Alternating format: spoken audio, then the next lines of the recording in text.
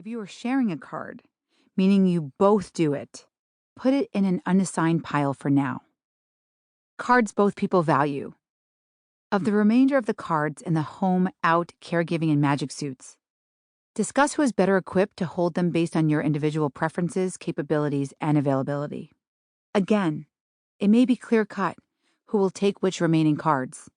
If, for example, you're a numbers person who loves to balance a budget, you might serve your family well as the money manager.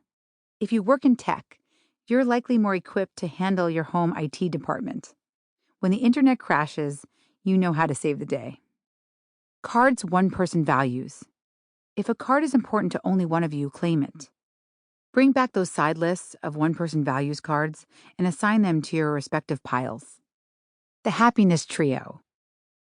Self-care, adult friendships, and unicorn space.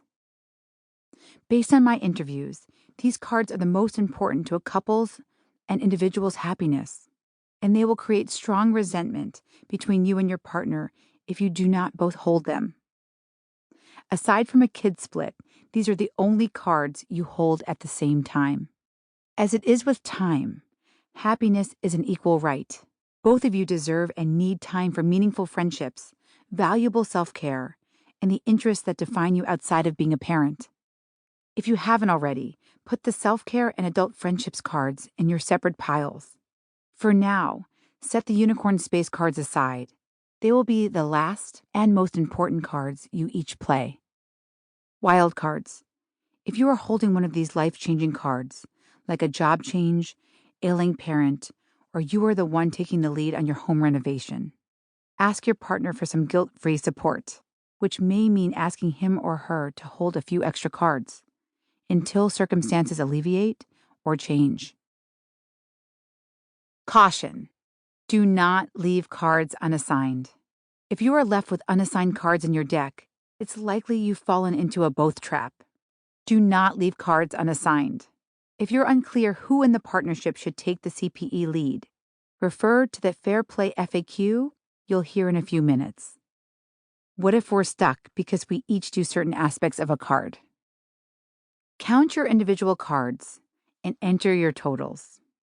Player 1, total. Player 2, total. You did it. You've successfully dealt all the fair play cards you and your partner deem valuable. If you have unanswered questions about the game so far, the Fair Play FAQs you'll hear in a few minutes will help you. Otherwise, listen to steps 5, 6, and 7 and set yourself up for a win-win. Step 5. Establish a minimum standard of care.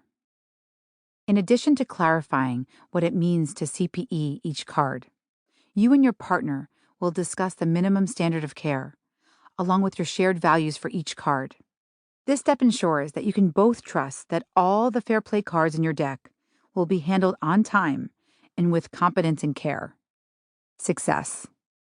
To be super duper clear, this step does not give any one player permission to elevate their standards and demand their partner reach them.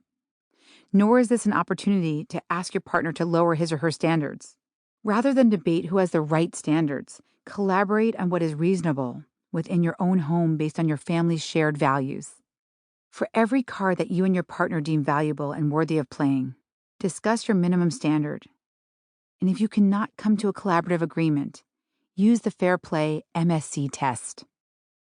1. Would a reasonable person, in this case your partner, spouse, babysitter, caregivers, parents, and in-laws, under similar circumstances, CPE this card in this way? 2. What is the community standard, and do we want to adopt the standard within our own home? 3. What's the harm for doing or not doing it this way? 4. What is our why? Tip. To help you unpack this step, revisit Chapter 6, Rule number 4, Establish your values and standards. The why we do it this way. Damon and Gabe used to argue about the disorganization of the front hall closet. In their New York apartment, it was the only option for storage, and as such, it became a catch-all for coats, hats, umbrellas, shoes, and bags of old toys and books to donate to a local charity. When Gabe also added boxes of family photos to the clutter,